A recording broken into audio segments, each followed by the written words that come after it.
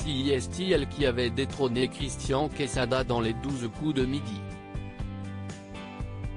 Ce vendredi 26 mars, Claire Catelin, ancienne candidate du jeu de TF1 était de passage sur le plateau de Touche pas à mon poste afin de réagir à la libération de Christian Quesada.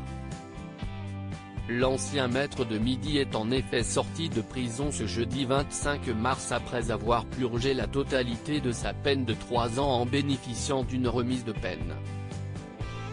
Pour rappel, l'ancienne star du jeu de Jean-Luc Herman a été reconnue coupable de corruption de mineurs sur 4 jeunes filles, entre le 1er avril 2017 et le 25 mars 2019, et d'avoir détenu et diffusé des images pédopornographiques. Claire, qui est aussi juriste de profession, a d'abord fait savoir qu'à son sens la peine n'était pas suffisante. En tant que juriste je peux dire que oui, mais en tant que femme, en tant que maman non, pas du tout, la peine n'était pas suffisante.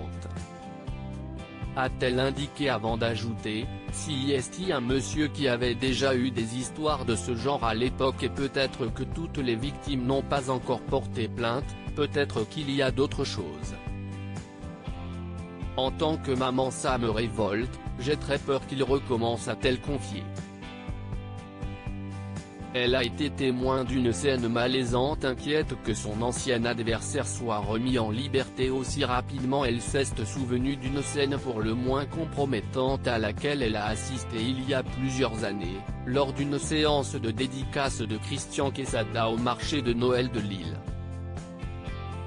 Nous sommes allés manger un petit morceau ensemble et si est-il vrai qu'il y a une jeune femme qu'il connaissait des réseaux sociaux qui l'a rejoint, qu'il n'avait jamais vu auparavant, et il a eu un comportement qui je pense était problématique, a-t-elle raconté, en précisant que la jeune femme était majeure et consentante mais qu'elle avait tout de même perçu un petit malaise. Il était extrêmement tactile avec elle, il la caressait beaucoup, c'était très gênant pour moi, pour ma famille. Claire a conclu en indiquant qu'elle n'avait jamais eu le fin mot de cette histoire mais qu'avec le recul elle regrettait de ne pas avoir tendu une perche à la jeune femme pour la sortir de cette situation embarrassante.